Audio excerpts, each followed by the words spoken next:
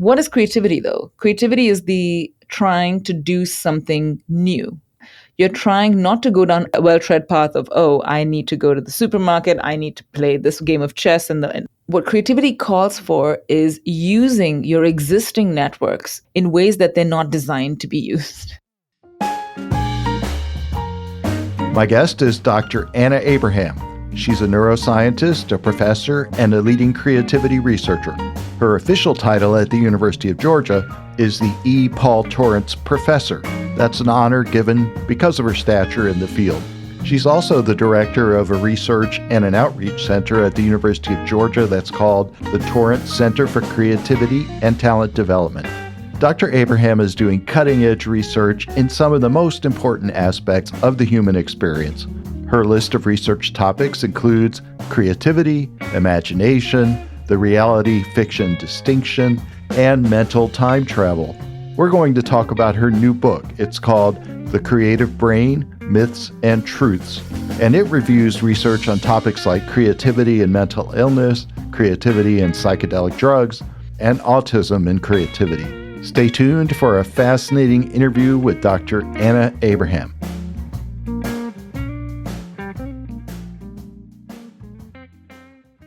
Dr. Anna Abraham, it's a pleasure to have you here on The Science of Creativity. I'm delighted to be here. Thank you for asking me. You've done so many fascinating things. I was, of course, looking over your website, and I can see this list of research expertise that includes, and I'm quoting, creativity, imagination, the reality-fiction distinction, mental time travel, theory of mind, self-referential thought. No, those are fascinating things you can tell even if you're not an academic. So I'm just curious, tell us about your own intellectual journey. How did you become a creativity researcher, and how did you get interested in these fascinating topics? So I was always interested in creativity in terms of as an audience member and as someone who created, amateur levels of art. So I was always involved in music. I did a lot of theater when I was younger. I always liked to write. And more than anything, I like viewing art. I like movies. I loved sports. So I've always been interested in creativity across really any kind of domain of human endeavor, really. So I've always been, I think the interest began as an appreciator and someone who enjoyed doing it in the minimal ways that I did do it. And so when the opportunity kind of presented itself to study something and potentially do a research degree, I was really and I examined what would my interest be. I was really only interested at that time in studying, doing a PhD, doing a graduate degree, if I could study creativity. So this thing that I was always fascinated with, I thought, well, I don't really know how much of this really works. And, there's all these popular ideas about creativity, whether it's about, its relation to mental illness, for instance, was very much at the forefront of my questioning then, because I was interested in clinical disorders, was thinking about being a therapist and so on at the same time. So I just happened to be quite lucky to find the right fit there. There was a neuroscience PhD there program that I was interested in, and the advisor I identified was very interested in me looking at creativity. His own background was to look at hemispheric lateralization. That was a big field in neuroscience. He wasn't looking at creativity directly, but his focus was looking at lateralization, which is one of the big, let's say, hot topics in creativity for a long time. Is the right brain more creative than the left brain, that sort of thing. So that sort of married our interests together. And then to go on to the other aspects that you mentioned, as I studied creativity more, I realized that there was a need to widen my focus if I was to really understand what creativity is. And that led me to think about the imagination more broadly. Part of it is stemmed from just a genuine interest in how we think about hypothetical scenarios and so on, things like that, or how we can entertain realities that are different from our own. So all of it stemmed from my natural curiosity about creativity and the products and what we come up with. And then it led to these other spaces that are all, I would say, interconnected because they're different sort of realms of the imagination. Some are creative and some are not so creative. In your 2024 book that's called The Creative Brain, Myths and Truths, you make a distinction between creativity and imagination. So what is the difference between creativity and imagination? Seems like they're very closely related. They're certainly very closely related. They're just not interchangeable. And of course, in common parlance, we might talk of them quite interchangeably. So, but from an academic standpoint, if you were sort of to study it, we have to be very precise about these terms. Creativity is probably has had more focus on how to define it than imagination has, to be honest. So, creativity is one aspect of the imagination. The imagination is the ability to entertain thoughts, images, concepts in the absence of external input. So, the fact that you and I are, talking on this podcast, but if I asked you to think of a giraffe, if I asked you to think of the color of your favorite flower, those sorts of things, when I ask you to think of the last time you felt moved by a piece of music, all of this involves you moving away from our, let's say, present reality, our perceptual present, and going into spaces that are separate from that. And we're able to do that very easily as a species. Creativity, on the other hand, is one aspect of how we can use the imagination. So you can use the imagination to come up with things that are known to us that can be exciting or boring, conventional or unconventional. But creativity is really about coming up with ideas that are novel and satisfying, you know? So the novelty, the idea, it's about generating an idea that is some way new or surprising and some way satisfies the creator's intention for what they were trying to do there, or trying to produce or trying to generate. Oh, that's fascinating. And I have a practical question. So let's Yeah. say you're driving somewhere, and let's say maybe you're stuck in traffic and you have an opportunity to engage in imagination. So, is there something you could do to help yourself imagine in a way that's more productive or that's more likely to lead to some creativity?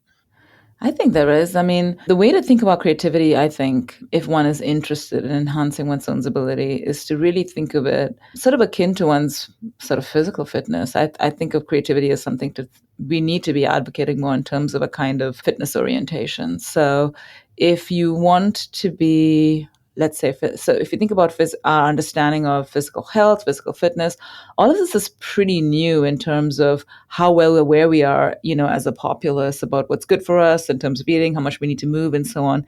This is pretty new. This came with the advent of, you know, television programming, accessibility, showing people doing exercises on TV, and so on. So now we can't even imagine a time, perhaps, where almost everyone was not in some way informed of, you know, nutritional value of foods and so on. But there was an era when that wasn't that obvious. With creativity, we need to have this kind of reckoning as well. So we never think, for instance, that if, you know, I'm only going to do sport if I can be the fastest person there, or I can be at the pinnacle of I have to be really incredibly talented in terms of my physical abilities to run or hit a ball hard or whatever. We push people to engage in sports regardless because it's good for us. You know, we all need to engage physically. We have physical bodies that need to be engaged in very specific ways.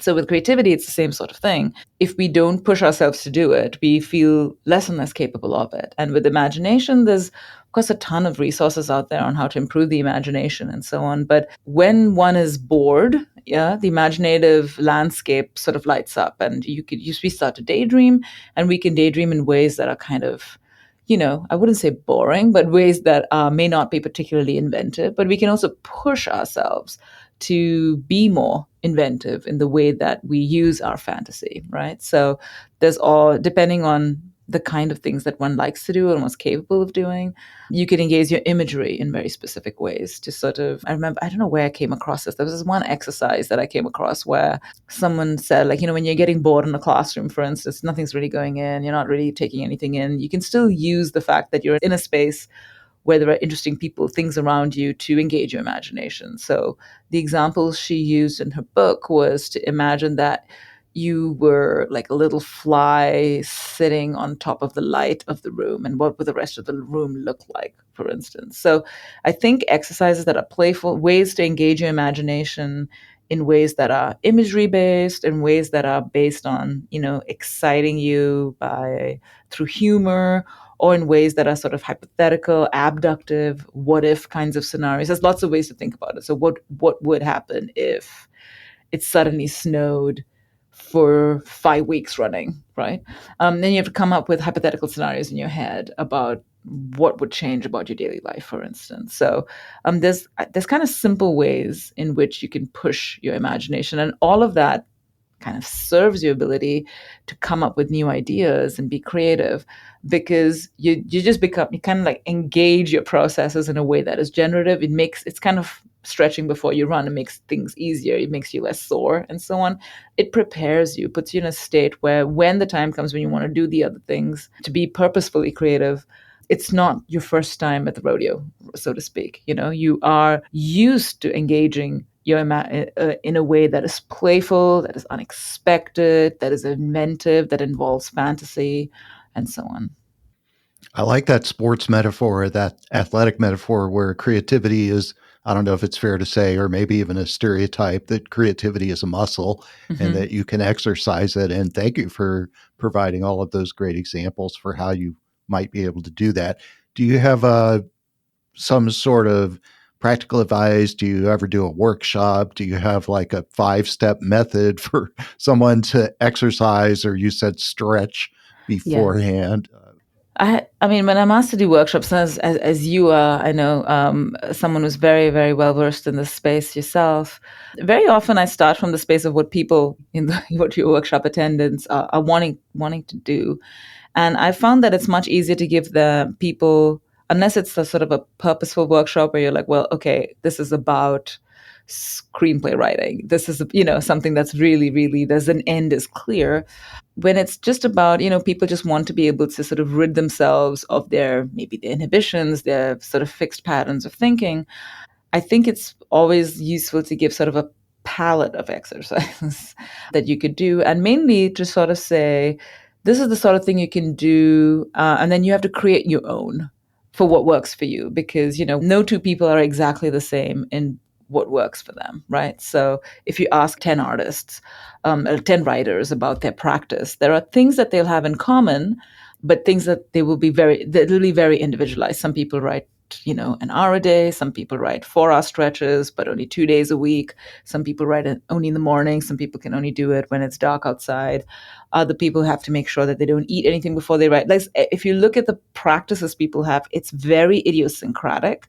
But what's common to all of them is that they have a practice, right? That they have really deeply, through trial and error, figured out how to get in a space that feeds their generativity, feeds their capacity to come up, to be their creative selves, so to speak.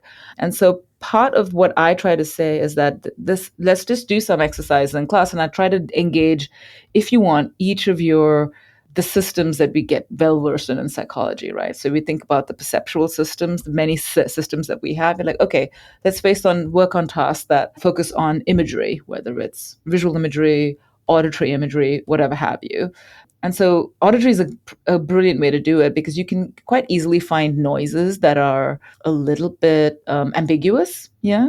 Just sort of not music as much as, and not language, but sounds, right?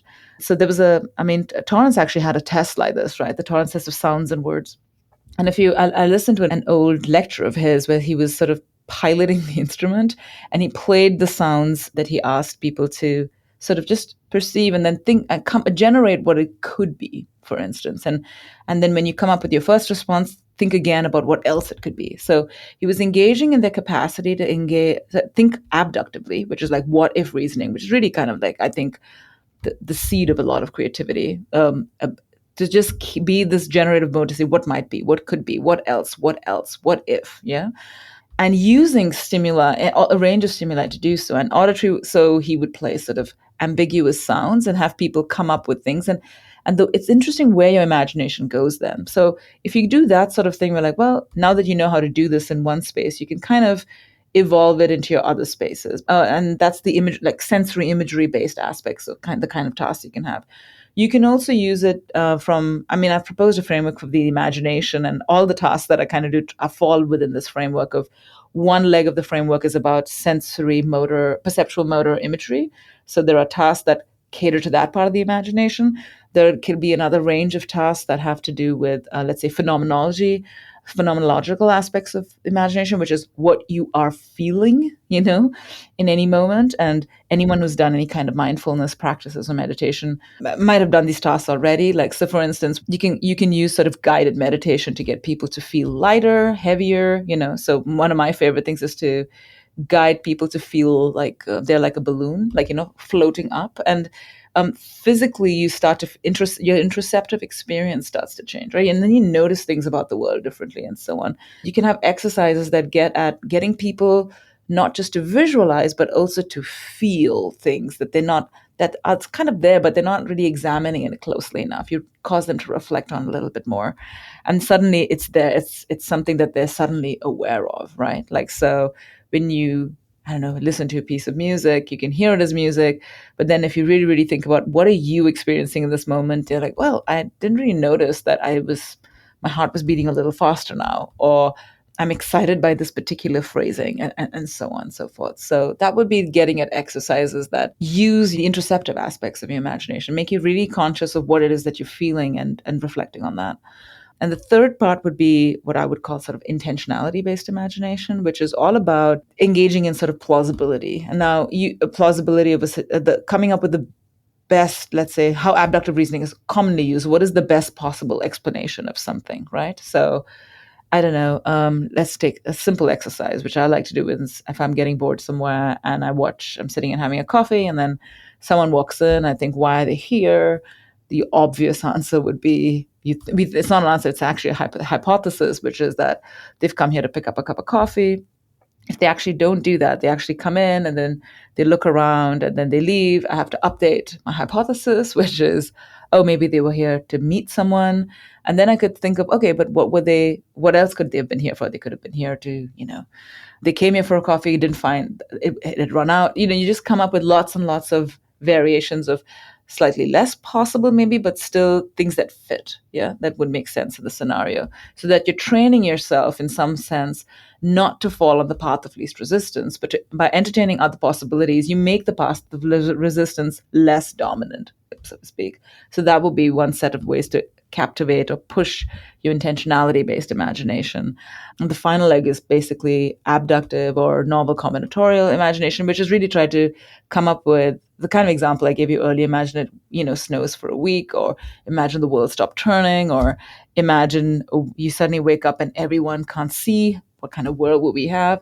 And that's really pushing to a really hypothetical space of imagining a new world, a new scenarios. So you could, depending on, your bend, or depending on what mood you're in, or depending on, not everybody has great imagery capacities, for instance, you have one of many facets of your imagination that you can use and train up in specific ways, but also to engage. Once, I think, as some people who, as a workshop leader, for instance, my task is to say, this is the kind of frames that you can think of. Here are some exercises of each of the frames. Now go on and try these, and then develop your own, things that work for you, because ultimately you have to find it fulfilling and interesting to engage in the exercise, and then come up with ways that really push your own sensibilities. Because when it comes to creativity and imagination, there is really no one size fits all, right? So, and also it gives them kind of the confidence. I think it's part of it is confidence building in your own skills to recognize what help hone your processing and the way that you think about the world, and the way you think about generating, and the way you think about possibilities, and so on. It seems to me that this advice works for anyone, and it's just very easy to do. It doesn't require you to buy anything. You don't have to have any materials. It's all in your head. So you can do this anytime once you've learned some of these exercises. Is that right? I think so, yeah. And the main thing I think is the interest. Like, it's the same thing with the sports metaphor, right? If you might know all the things that are important to do, but unless you're interested in it, you can't do it. Unless you're driven to do it, you're not going to do it. So if you tell people, for instance, there's only one way to do something, which is like 30 minutes, you have to run for 30 minutes. And after a while, it can get a bit boring. But if you tell people, well, you do have to move, but how you decide the composition of what you're going to do in your exercise practices is really up to you. You give them some ownership over it, and it becomes a little more about what they become a little more honed into what works for them. I feel more energetic after this. I feel better that I've worked out here, and so on. So it should be it's absolutely is the case that you don't need materials for it really beyond. I mean, you could, of course, actually do art and things for which you would need to buy perhaps some materials, but it's not, you don't need to buy lots of things. It's pretty low in terms of environmental impact and costs on people, but it is within your grasp, for sure. But the only thing that you can't be taught is to be interested in something. That has to come from within. That's an endogenous sort of disposition that you bring to what you do. So hopefully in things like workshops and so on, what I'm trying to do is to sort of say, well, does this interest you? Does this feel like this is something that's positively motivating you to be creative and generative? And then again, you have to really kind of cultivate your own practice for what works for you.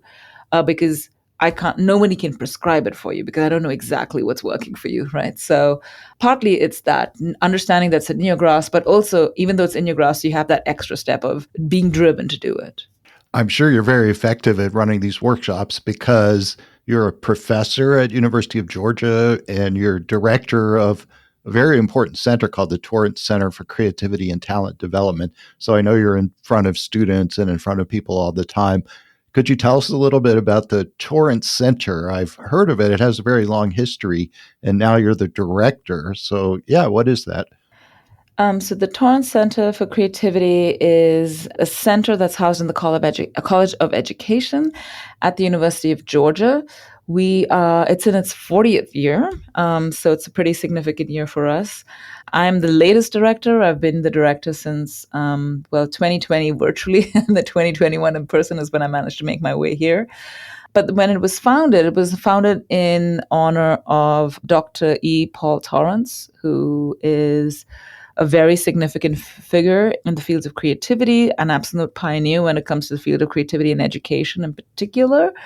And in 1984, I think when it was, or 83, he was close to retirement at UGA. He was a professor at UGA. He headed the Department of Educational Psychology, did all sorts of amazing things to make creativity a serious part of the curriculum here in the US, things that people should be thinking about, particularly in the context of gifted and talented education.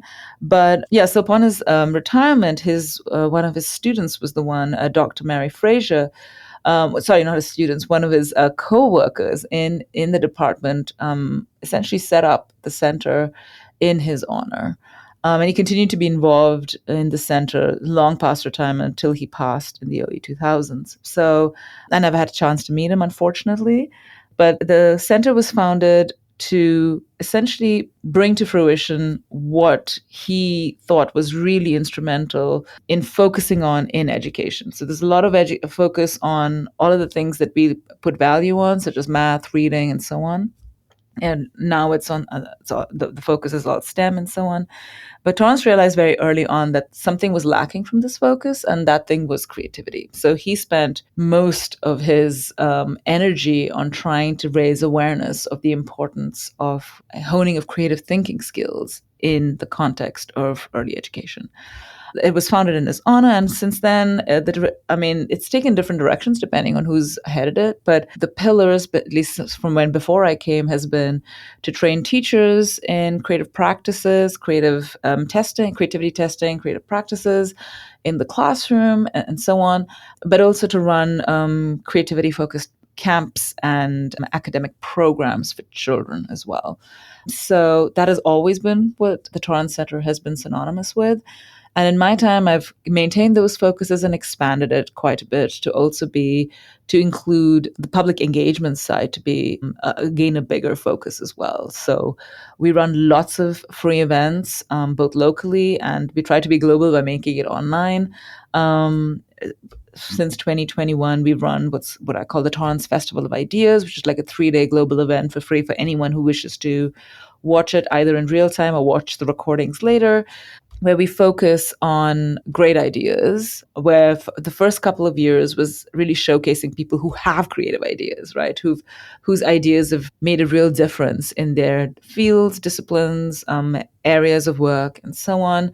From this year on, to mark the 40th year of the anniversary since the founding of the Torrance Center, the Festival of Ideas starts to focus on really directly creatively relevant themes. So the theme this year was creativity and learning, in honor of the fact that to celebrate the 40th year anniversary of a center that is focusing on the integral need to see how central creativity is to learning.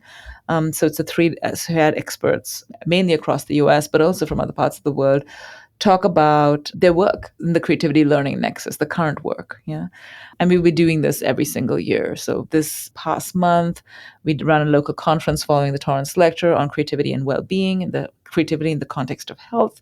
We probably expand that in the next Festival of Ideas as well. So all of these events are to raise awareness of the centrality of creativity in our daily lives across domains, whether we're looking at the context of education and learning or more widely in the clinical context of health and well-being, public health more broadly, and so on. So my mission really is to make clear the power of creativity, because people see creativity as this sort of isolated, only the talented, only the rare few can be highly creative. But it's really, that's very strange indeed, because it's not untrue that there are people who, of course, if you want, the creativity talent is overexpressed and they're very, very productive. But very much like with the motor example I gave earlier, the sports example, we all have this ability to be I mean, we cannot not be creative and imaginative as a species, and even in the most smallest way possible. That's what we do.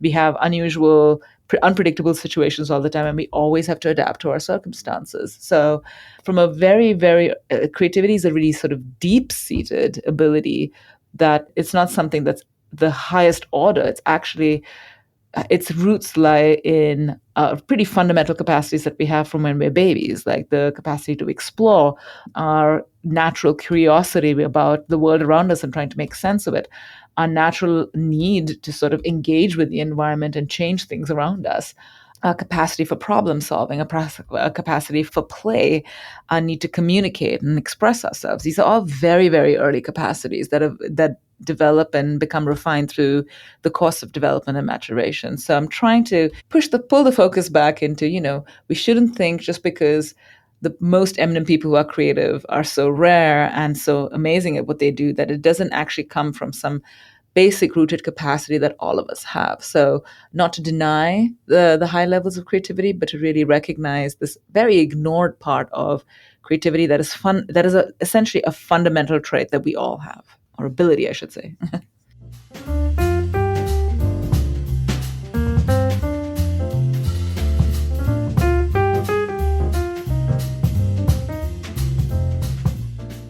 It's all just incredible advice. And, we can take it seriously because you're a scientific researcher. And when you give this advice, it's very, very accessible and easy to understand. But everything you say is grounded in solid scientific research. I actually did want to ask you about your research because you're working on so many of these topics. You've got over 50 published scientific articles and more book chapters and books.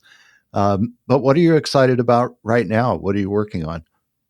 Gosh, it's. Let me try and distill a few things. I always work on a range of different things, and so my work sort of vacillates between the theoretical and the empirical all the time, and from the more basic research to the more applied research planes of investigation, if you want. So recently, I suppose in the field of creativity, I've really focused on trying to think about how we define it, because I think the way we define it is a bit skewed and has led to a lot of misunderstandings. And those misunderstandings have led to instrumentations that are not particularly helpful. So part of my work now has been to sort of propose a definition of creativity that can be applied across the arts and sciences and across levels of proficiency, from whether you're a 4-year-old trying to doodle to someone trying to compose a piece of music. So my focus has been there. And from there, I'm now looking to examine the aspects of creativity that have been less the focus in research. So mostly when we study creativity, we've been studying it from what I've called the external perspective, which is the perspective of the audience, the perspective of the person, the rater, the person looking at the work of art. We've not really accommodated creativity as well from the perspective of the creator, from the person making the art, right? So a lot of our understanding about the creative mind comes from applying an external perspective on what is fundamentally and something that can only be afforded through an internal perspective. So I'm trying to do work that kind of tries to accommodate that perspective or correct a lot of what's been happening there. I'm also trying to move and do more intentional work on the emotional and this interoceptive plane of what it means to create. So when we, again, because we assess creativity primarily based on, oh, how new is it to this person who's assessing it, or how useful do they think it is, and because we've ignored the internal perspective, we have very little, I would say, a solid foundation from which to really understand not just, creativity from the standpoint of, oh, we created something that is seen as new to the person or new to someone else who's viewing it, but also internally, what from an interoceptive standpoint, like physically, what do you feel when you do it? So that, I think, is a big key of the puzzle. The emotional plane, the experiential phenomenological plane of creativity is very underexplored, and I think it's really fundamental to the act of creation and why people do it and why people are drawn to it. All of these sort of hard things that are hard, it's not studied well because it's harder to study, of course, but I think it's the part that's completely missing from our understanding of, I mean, we get some aspects of it, of course. We know a little bit about incubation and insight and flow, but that's just the tiniest part of what it means to create and what it feels like to create and why we create. So I think there's been a lot of focus on the cognitive sphere of creativity, less so from the emotional cognitive sphere. So I want to be moving a little more there to that unexplored territory when it comes to creativity. And from an applied standpoint, of course, it's about, if you're trying to improve creativity, what should be targeted and where and when. So this work that we've done to look at predictors of creativity in adolescents and young people, and what we find is that it really matters what aspect of creativity you're looking at, the predictors of creativity. So if you're looking at a child's ability to come up with lots and lots of ideas, basically what we call ideational fluency, if you have a model that includes all sorts of individual factors like personality traits, intellectual faculties, executive function, and so on, as well as contextual variables such as what they do in their free time after school, like how much physical activity, what kind of creative hobbies they do, whether they spend time socializing, passive things like reading, and so on. If you put all of that together, when you look at a child's capacity to produce a lot of ideas, there's lots of good models there, but the single best model that predicts a child's ability to produce a lot of ideas, it's best predicted by one trait, which is openness to experience. Yeah. Now, surprisingly, this is one of the best known findings, right? That openness to experience predicts creativity. But there's very little work about how to, let's say imagine if I'm low in trait openness to experience, how on earth do I push my openness to experience to be like enhance it, even if it's ever so slightly, even if it's by a couple of points, if it is the biggest predictor of ideational fluency. So that's another space I want to go into, is like, well, there's all we know. So how can we improve creativity? Is it only a benefit that's going to come to people that are very low on openness to experience and not have much of an effect on things that are people who are already open? That's what I would predict. But really thinking about how it is that we train for creativity and push for creativity, and what it is that we're getting at. Which domino is the most important one, right? We know that we want them to be more confident. We want people to feel like it's more fluent, and so they should practice and so on. But all the work with personality trait stuff shows us that openness seems to be really, really important there. So the next logical question then would be, okay, for someone who's low on openness, how do you cultivate their openness to creativity? Is it at all possible? Is there a limitation on how much? But it seems to be something that's really important and doable. But we have very little idea. There's very little work to show how that can be. When it comes to coming up with lots of unusual ideas, what I call peak originality, you have a confluence of things that are important, which is the openness is still a factor. Intellectual faculties are important, but really important, we found, was intensity of creative hobbies that you do outside of school. Yeah. And what we found was that your engagement in creative hobbies 2 years prior continues to predict your ability to come up with highly unique responses even 2 years later. Yeah. And now, so this has a lot of implications for things like educational policy. So increasingly, kind of seems to be a global trend. the arts are being cut out of education, and that has real consequences because if the arts are only going to be things that are espoused by families and communities that are well to do, have the financial means to, after school, take them to arts programs and so on, whereas we have a real problem of some real disparities coming into play here in terms of having this one variable catered to. If it is a predictive variable in your ability to come up with lots of creative ideas, even further down the line, then I feel like that's a good argument to say, well, this needs to be, we cannot cut arts from public education because we need to be providing for all the children here, regardless of their means. There's a lot that we know the arts are important, but there's not enough studies to show that it really is and how it is. So a lot of my work is trying to focus on that, to say, where can we find evidence that is basically very hard to refute? How can we find it? And then how can we make a case to the people who make the rules about educational policy, about what they need to be focusing on? And we have this renewed need now in the age of AI because of the real problems it's going to bring to creativity. And so those are the kind of spaces that I'm currently engaged at least in the creativity sphere. That's fascinating. And you mentioned the importance of hobbies or things that children do after school. I think you were talking about school children, and that if you measure the degree of hobbies or the amount of time they spend after school, that predicts their creativity 2 years later. Did Yeah, I hear that right? correct. It's interesting because, as a matter of fact, just last week I posted to my blog the I advocated coming up with hobbies, and I said that's it's not something that has to be a big investment of time or money. You can pick something up that you can do in just a week.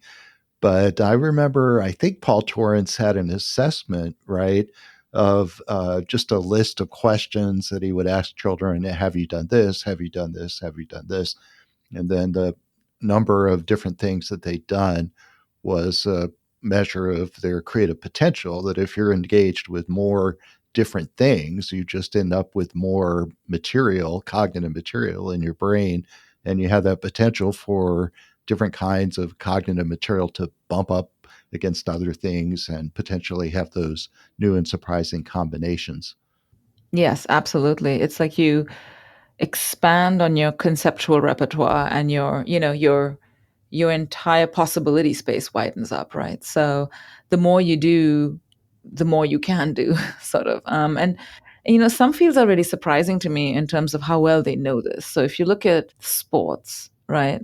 I remember once seeing this. A friend of mine sent me this video from YouTube, which showed kind of basketball training camp in Germany, and it was Dirk Nowitzki, the basketballer's coach from before he became a pro in the United States. But he showed that this guy, I forget his name, Holger, I forget his name, but he runs these basketball camps in near Munich, and the video is kind of amazing in that you show that what they do in this camp is not just training to be more and more accurate at shooting at different angles, right? Which is probably what standard basketball camp is, and general fitness. It was all about training different types of movements. Okay. So there was one exercise where, and these are like young boys, like in high school, who go for these, who are selected for these. So they're already very capable. They go to this camp, they get selected for this camp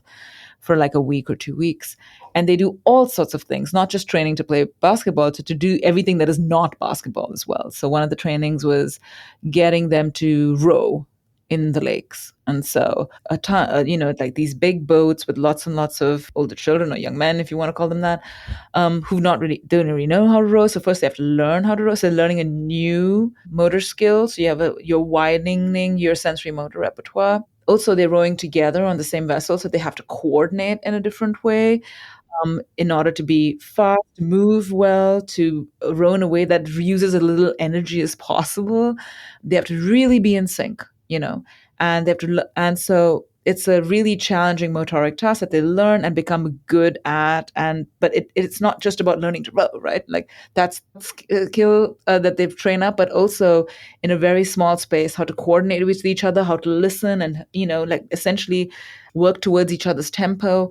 It's kind of amazing, right? And then they do that, and then they learn, other things like ballet. They learn to sort of dribble with certain types of to a rhythm, and to find rhythms in between, all sorts of strange things. And I remember watching this thinking, why does this work so well in the context of sports to produce, what does it do, what is he trying to train up? And the way I thought about it was to say, well, what they managed to do in these trainings is to expand your motor possibility space for those kids playing basketball. And in sports, I mean, I love sports. And so it's like you can see the moments of creativity there, very unlike other areas of human endeavor. Are like you have a split second opportunity to do something, right? Because it's not about, it's very, very spontaneous. And the people who are the best players or the most exciting to watch come up with the most creative moves, and they've done it in the tiniest amount of time, right? And it's almost like if you've basically trained at least some movement patterns that are outside the norm, when these critical moments comes, you have a few more tools in your arsenal that you can throw at the problem, and come up with a great solution, so to speak, from a motor standpoint. So there are lots of things that we understand about doing many different things and why they will help. Some fields, I think, know this better than others. So coaches know this better than others. Strategy people, people who look at sporting strategies, they have a different eye on these things. How to produce surprise. Everything is about not being predictable, not how to produce a surprising move so that your opponents are bamboozled and so on. So the central point, whether you're looking at, creative writing of a story or anything, is really doing as many different things as possible. It's more interesting and exciting, and also that's the way to find out the kind of things that you really like to do. Yeah.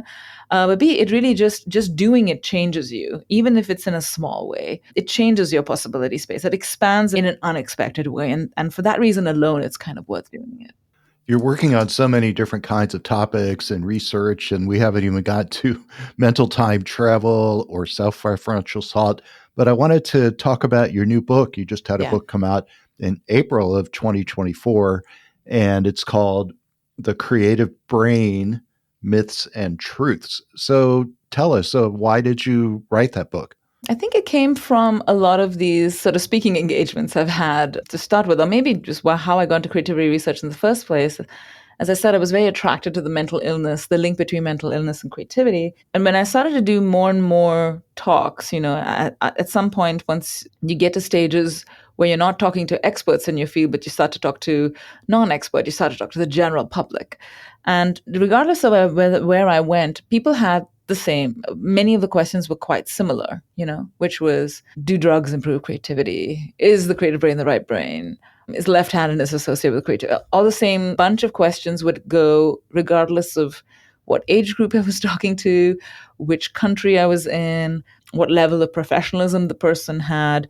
So seemed to me as general sense of a real curiosity about creativity and very clear ideas about what creativity is associated with. And every time I tried to answer those questions, I saw that people were not, it's not like they didn't understand it, but they didn't seem to be very happy with the responses I was producing. So when I said to them, it's a bit simplistic when people say that the creative brain is the right brain, basically. I was like, well, that's not true, and it's too simple. That was not enough for them to know that it was not the whole truth, right? And and that kept coming back to me, is that whenever I tell them the answer, they're not happy about it. And when I look at the amount of books that have been written there about creativity myths, there are many there. They don't seem to have dispelled much at all. Not for lack of trying, not for lack of good scholarship. And so I was intrigued by why this is. Why do we want a specific kind of story, right? And there's a sort of, what I could identify about all these notions we had was that there was a certain romanticism about it, right? And so I decided to, instead of exploring them as myths, I decided to try to be objective and say, are they myths or truths? Really, let's not assume they're myths for a second, because these notions came from somewhere, and they would have been grounded on something.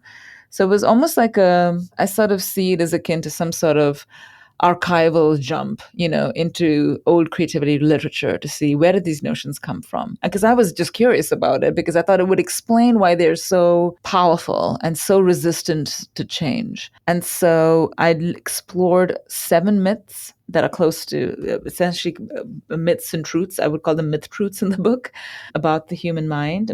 So there's one chapter on the right brain, the creative right brain. The second one is on madness and creativity. The third is on psychedelic drugs and creativity. The fourth is looking at atypical brains and creativity. I do one on intelligence and creativity because it has a long history of association and a very sort of controversial history together. The 6 chapters on dopamine and creativity. And finally, what I call the myth in the making, the current trend, which is to talk about the default mode network and creativity. So in each of them, I sort of wanted to say, where did this idea come from and what makes it resistant to change? Why is it that we believe this? And what I basically try to say is like and there is no pure myth. Each myth stems from a kernel of truth. And that's what makes them kind of powerful. So for me, it was almost a need to sort of understand why we have these notions more than trying to dispel them. I mean, I'm trying to do that in the book. And also to make a case for the better stories, not the story of this is true or false or this is black and white, but to see that the real fun stories are in the gray zone where there's a bit unknown, it's a bit ambiguous. And if we embrace that ambiguity, we're less likely to be led down an obviously false story that might seem kind of satisfies your curiosity in a way. It's like, oh, that's what I think it is. But actually, it's not. And it's much more satisfying at some level, at least for me, to understand there's a much deeper story there. So I wanted to tell that story, so to speak, for each of these myths. Your PhD is in neuroscience, and you mentioned chapter 7 of your book, which is about the default mode network. It seems to me when I read press stories or media stories or when I give presentations, people really like to hear about the brain correlates. They like to hear about what's going on in the brain. So your work in neuroscience fits right in with that. But then in your book, I don't know if I'd say skeptical, but you say the research doesn't really show that creativity is right here in the right frontal lobe or whatever simplistic things people hear. Because you're a neuroscientist, you have the deeper understanding. So what does neuroscience tell us about creativity?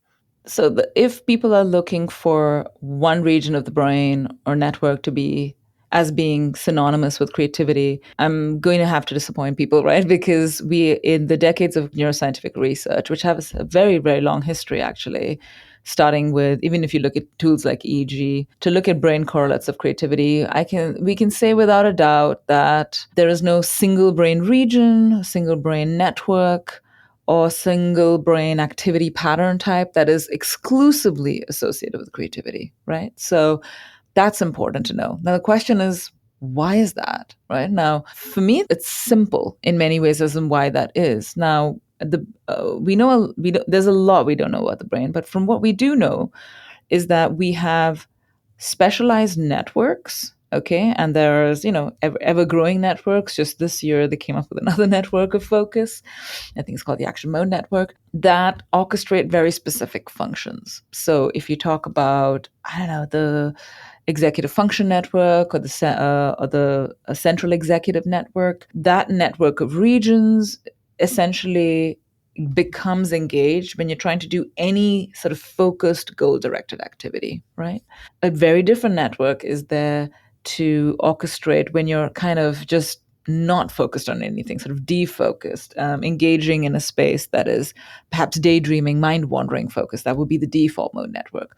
A third network is there, which is the salience network, let's say, which is there to just pick up on anything meaningful, either from coming from within you, which detects like, oh, this is worth paying attention to, or something from out there, like if an alarm goes off, right?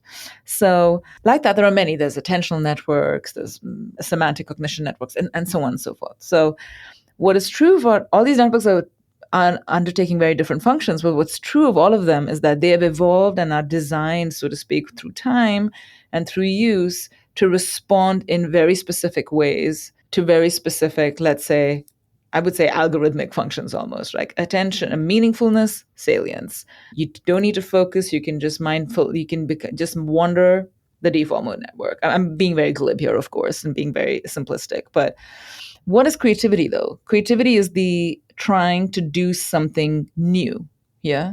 You're trying not to go down a well tread path of, oh, I need to go to the supermarket. I need to play this game of chess. And let's say chess can be creative, of course, but it is what creativity calls for is using your existing networks in ways that they're not designed to be used, so to speak. Yeah. So instead of one network coming on and off, each network coming on and off, depending on the context, creativity involves sort of like the joint activation of a lot of networks in ways that are pretty idiosyncratic, depending on which would differ based on both in terms of different individuals and different contexts, but even within you, you might use your networks quite differently when trying to come up with a poem compared to when you're trying to come up with a new choreography, right? You all these networks will be used differently. So it's each other network leads down a path of least resistance in a specific functional way. Creativity is about going against the path of least resistance. So we're using our existing networks that all undertake some kind of receptive predictive loop to be used for generative explorative loops. Yeah. So there can be no network, one single network that does that, because all networks have been developed to receive and predict and be accurate. And creativity is about moving to an unknown space. So it's kind of like using the same toolboxes we have for receptive predictive loops for the purpose of generative explorative loops. So which is why when we look at the brain basis of creativity, we'll find that virtually all the networks are involved in some way.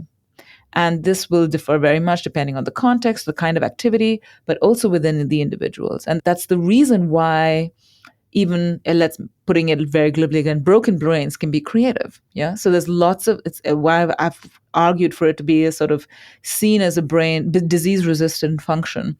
There's so much work showing, for instance, even artists who develop brain disorders continue to be creative, after a period of recovery. They don't stop their creativity. They may stop communicating. They may not be able to move very well. They may be terrible at decision making and things like that, depending on which parts of their brain and their physiology generally are affected. But they continue to create. Yeah, their styles may change, their formats may change, their practices may change, but they continue to create. It is kind of an incredible ability if one thinks about, and this is only possible if there are, so to speak, many roads to Rome, right? Many networks that can be used in very, very different ways. Yeah. So I might be someone who is a pianist, or let's say I might be an artist that uses both my hands. Let's say I go through a terrible accident, I lose control of my primary limbs, my left and my right hands. There are people who train themselves to use their feet, right? And this is only possible if we have multiple routes to being creative. So I think for me, that is the most powerful thing about what neuroscience has told us so far, is that creativity is kind of is a full brain capacity. And actually it's kind of incredible because if one pathway is a bit compromised, we have other pathways that we can use. And that's because we're using all of our networks very purposefully, very dynamically in different ways, depending on the context of the hand, depending on your mood, and so on. This is insightful research that I can see really does have practical implications. And as I was preparing for our interview, I closely read your book, The Creative Brain. And I can tell our listeners that a lot of what you've been talking about is in the book. So I recommend that you take a look at the book. We're running out of time, and I always like to end the interviews by asking if you could give some advice for our listeners, some practical advice, some exercise or activity. You've already mentioned several, but is there one you could close with, something we could do in the next few days or in the next week? Yeah, I think one of the things that I think is immediately accessible to people and easy to do is probably something to start with. And in the next week, I would say a kind of what I would call a focus, refocus, and doubly refocus activity. So I like to do this a lot. So let's say I'm in my office at the moment while I'm speaking to Professor Sawyer, and I'm looking at my walls, and I have lots of pictures on my walls. Yeah, I put lots of little pictures everywhere. And I've seen these pictures I see them every day when I come to my office, but they're just there in their background. And sometimes I just sit there and think, okay, for 5 minutes, and I would say, just do it for 5 minutes to start with. I'm just going to sit and intentionally look at a picture. I'm going to look at the outlines of the frames. I'm going to really pay attention to how the corners come together. I'm going to pay attention to how the light is hitting the picture. I'm going to notice about the different shades of the inner frame and the outer frame. I'm going to look at the brush strokes. I'm going to look at the figure there and really look at it for a long time to see, okay, it's a figure, but what kind of figure is it? And why haven't I noticed that thing about its finger? And so on. So just to very, very purposefully look for the details, just to see it. And what you will notice is all of the things that come into focus, come into play, that how much information we readily ignore because we don't need to pay attention to it. It's not functional to always do that. But when you look at it and you notice details, you're training your mind slowly to notice more every time you look at something. It's what artists do all the time before they have to sketch something, to just really, really observe and see, and also pay attention to what you're feeling while you are looking at it. So don't just make it an exercise that's pretty cerebral or cognitive, so to speak, but just sort of feel like if is something happening to you while you notice these differences. For everything you notice, how does your body react? Does it feel interesting? More interesting now? Was it a more interesting picture now that you've really looked at it? Does it feel more like a picture that you've intentionally put up there because you've taken so much time, and it's just a few minutes really, to pay attention to it? So focus and refocus and doubly focus, but not just to essentially pay almost homage to what is there. I think it's a kind of a simple exercise that allows us to then be of the disposition to notice, even if it's people coming to your house. And once you do this very often, you start to pay attention a little bit differently to the way a person looks, and take delight in the little specific quirks that make a person who they are, or they make the expression the way it is, and so on. So primarily it's a simple kind of exercise, takes very little time, that teaches you how to pay attention and take some delight in paying attention. It's almost like a secret game with yourself. So take delight in the fact that you've noticed more. It's great advice, and I love saying that. Take delight in the fact that you've noticed more. Well, Professor Anna Abraham, thank you so much for being on The Science of Creativity. It's been a pleasure. Thank you so much for inviting me.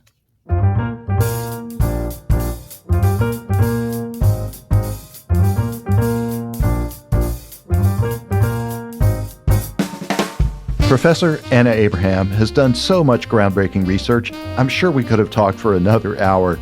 In this interview, Dr. Abraham shared some of her research with us, but what I really enjoyed was that she gave us so much practical advice. She provided us with exercises and mindsets that will stimulate your imagination. These are activities that anyone can do, even in a small amount of time, and they don't cost any money, they don't require special materials. According to Dr. Abraham, creativity is a muscle, and if you exercise it regularly, you can drive your personal creativity to a higher level.